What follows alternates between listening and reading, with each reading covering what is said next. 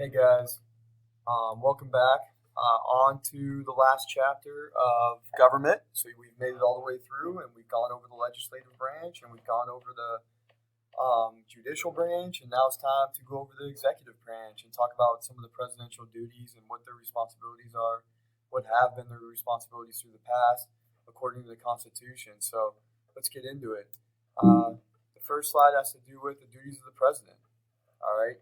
He is, or she is, whoever it may be, is the commander in chief of the armed forces.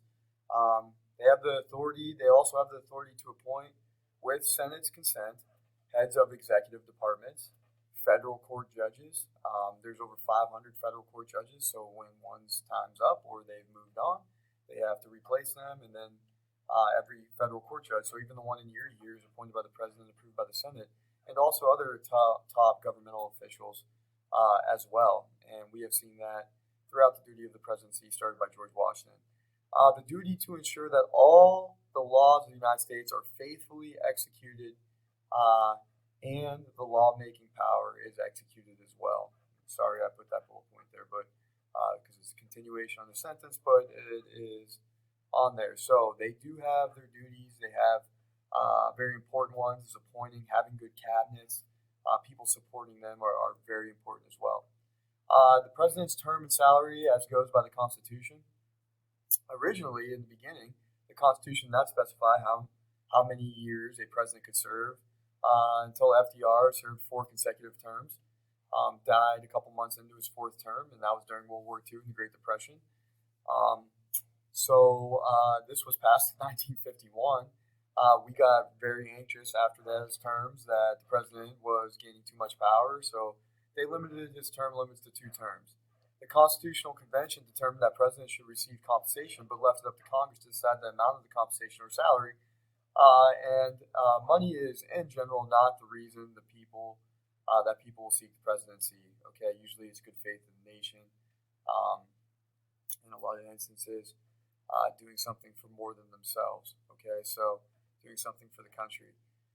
Many presidents already have money, okay, that run for it. It's kind of something that they have to kind of have in order to run, as we can see with, Trump. All right, he's worth over $3.5 billion net worth, and, he was able to fund his campaign, so on and so forth. Let's do just some kind of trivia, and I said that term is 4 years. The 22nd Amendment set the 2-term tradition with a max of 10 years. So if, for example, Lyndon B. Johnson, although he didn't run for his 2nd term, but if he were to run, so JFK has a year left in his term, and he gets shot in 63, okay, and Lyndon B. Johnson has to, let's say he finishes a year out of that presidency, he can still run for 2, he finishes a year out, he's up for re-election, okay, he's elected one more time, so he finishes out. He's now served for 5 years. Okay, he gets reelected again. That's 9 years. They can do that for 10 years.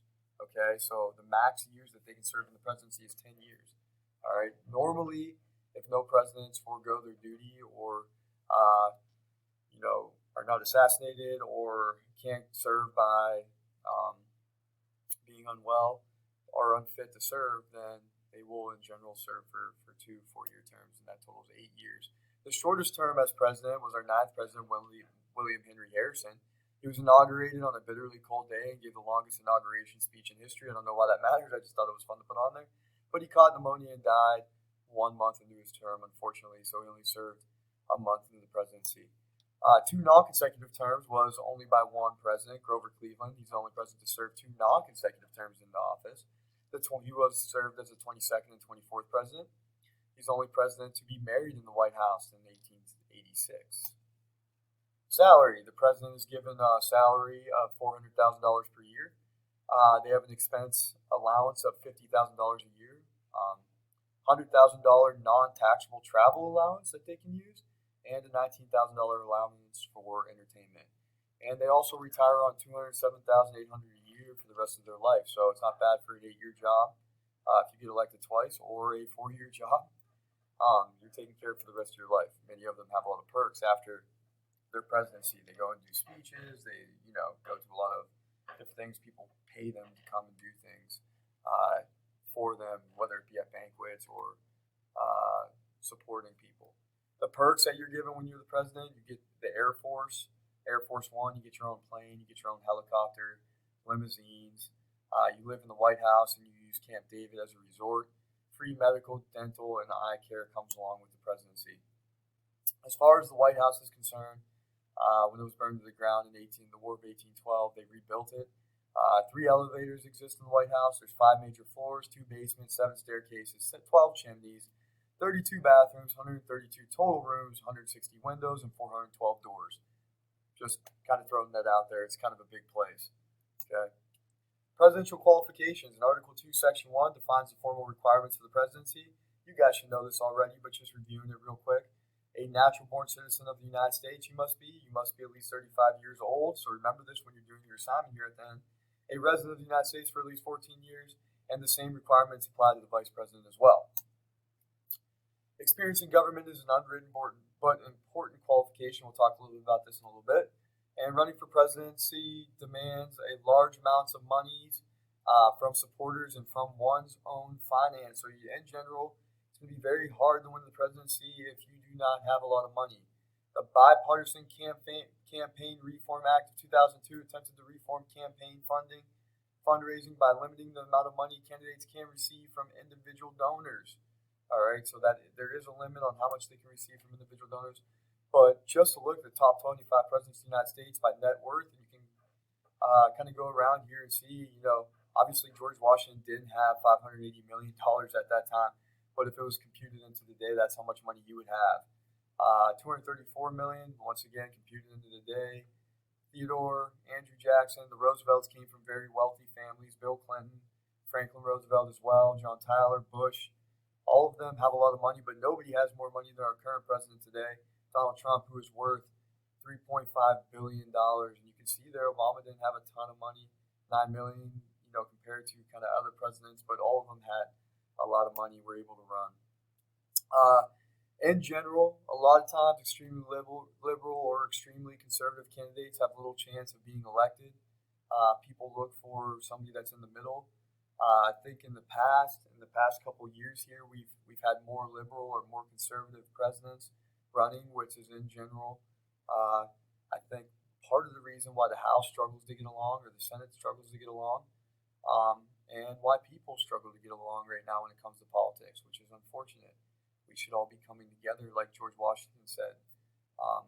We all have to think about the well-being of the country and what's best for the country. Succession. After John F. Kennedy was assassinated in 1963, the nation realized that the Constitution's rules for presidential succession were inadequate. And in 1967, we invoked the 25th Amendment, which was ratified to clarify the succession of the presidency and the vice presidency. Section 1, and you guys should know this by doing your amendments earlier this year in the government section, the amendment section. Section 1 says that in the case of removal of the president from office, of his or her death or resignation, the vice president shall become president. Section 2 says that whenever there is a vacancy in the office of the vice president, the president shall nominate a vice president who shall then take oath of office upon confirmation by a majority vote of both houses of Congress, like Lyndon B. Johnson. He took oath, and you can see a picture there on Air Force One. Just really unfortunate.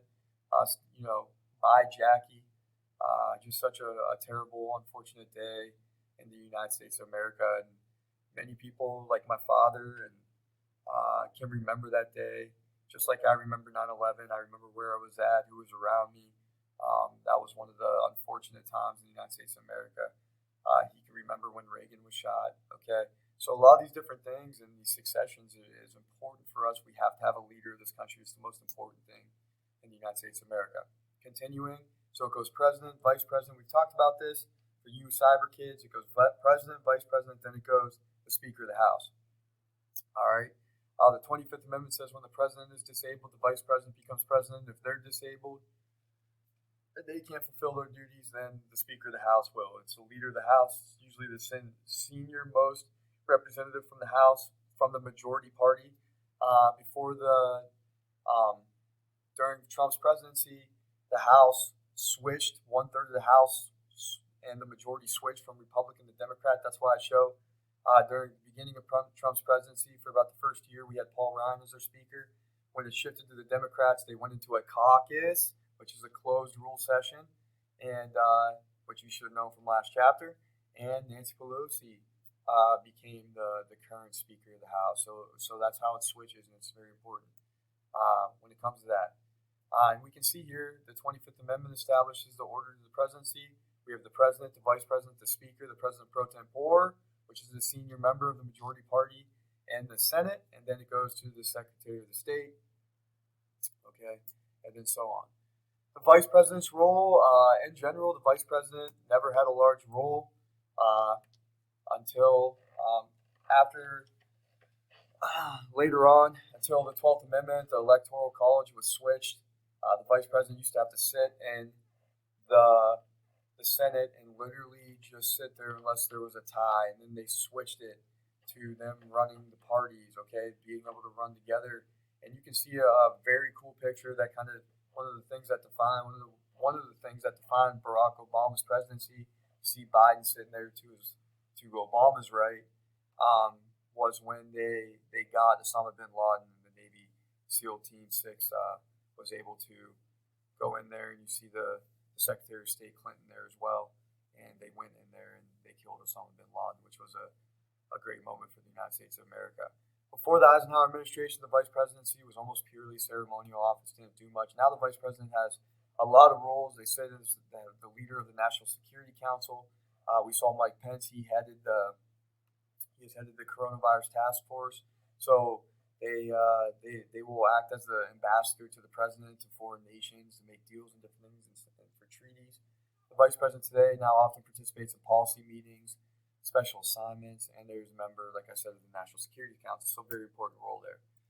You can see a picture there of Mike Pence, who is currently running with Trump right now, as is the vice president as well. You might have saw the debate against Kamala Harris.